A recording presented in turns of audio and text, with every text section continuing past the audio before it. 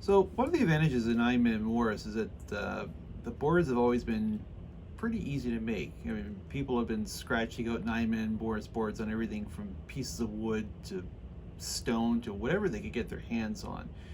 So I'm going to show you how to make your own 9-man Morris board. And so in terms of what you need, first thing you need is a fairly large piece of paper, probably about a meter square. And if you're really stuck on where you can get some, if you happen to have a roll of wrapping paper in the house, you can either flip it over, use the blank side, or if the pattern isn't too crazy, you can use that and you end up with a somewhat decorative game board. You're going to need a pencil, all right, because you need to be able to draw this. You're going to need a ruler. It's also handy if you have some sort of square. And if you don't, one of the easiest things you do, if you have a couple of hardcover books lying around, you can grab one of those and use it as an impromptu bit, so you can draw some nice 90-degree corners. Eraser comes in handy, and last but not least, we're going to need you're going to need a Sharpie to draw this in. Now, as for the playing pieces, key thing is you need 9 of each color. And they have to be fairly contrasting colors. So in the previous bit, you saw that we played with white and black pieces.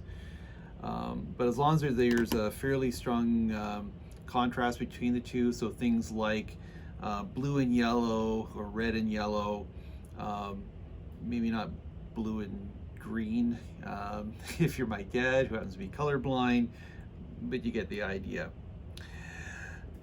All right. One of the easiest things, if you're looking for game pieces, if you happen to have a checkers board, you can just use the pieces right out of your checkers set. All right. So, as to drawing this out, it's a pretty straightforward board, and effectively you have 3 squares, one inside the next. So I've already kind of pre-drawn one out just so you can see how this looks. So we'll draw on the first one. So the first one is a square 24 centimeters across. So I'll just put this in just so you can see where it's going to go.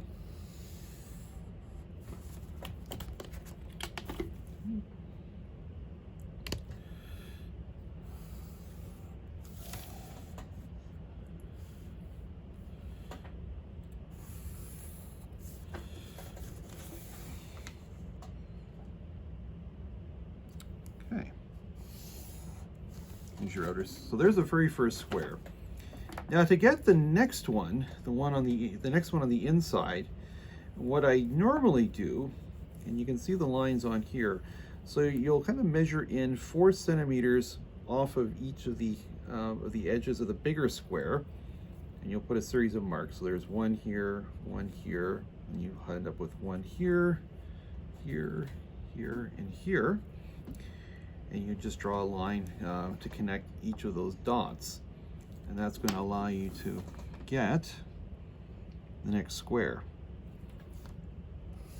So as I said, this is drawn in 4 centimeters in from the other square, which means you'll end up with a square 16 centimeters across.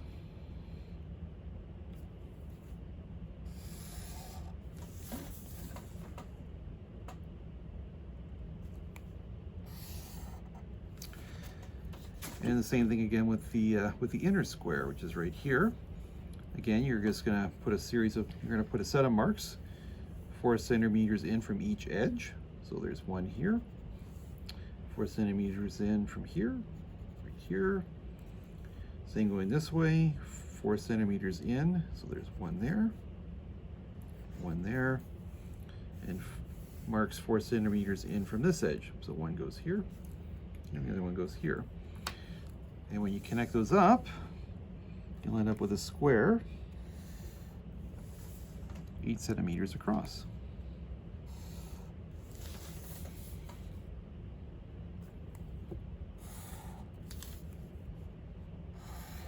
There we go. And the very last thing we need to do is there's a set of lines that we need to draw to connect each of the squares, and they all happen to. So what we're going to do we're going to measure the midpoint of each of these lines. So coming across, this is 16 centimeters, so we put the mark at 8. This one here at 12, because half of 24 is 12. And we'll take our ruler here. We can either draw this in with a pencil, but since we've already got it lined up, we can just grab the Sharpie. There we go. And we'll do the same thing with the other 3 sides.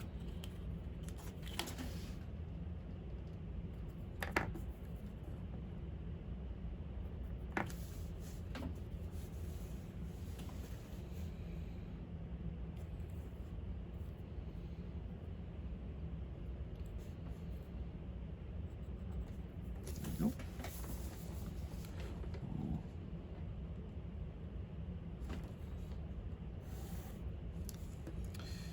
The thing I remember as well, since we've already got this side lined up, we may as well just draw the other one in.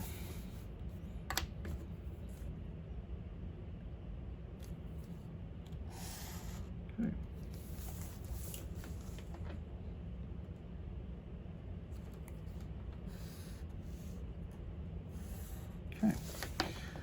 So there's our board. But we're not, and probably the one other thing you want to do before you get any further is just take an eraser, whoops, and just very carefully just take off all the pencil marks.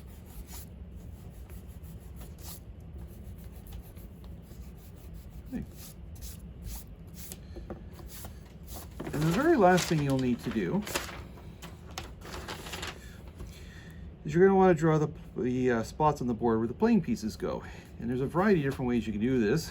By far the easiest one is just to grab one of your playing pieces, take a pencil, just kind of line that up, and just trace around it.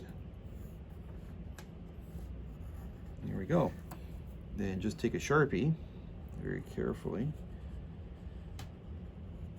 just trace that out and fill it in.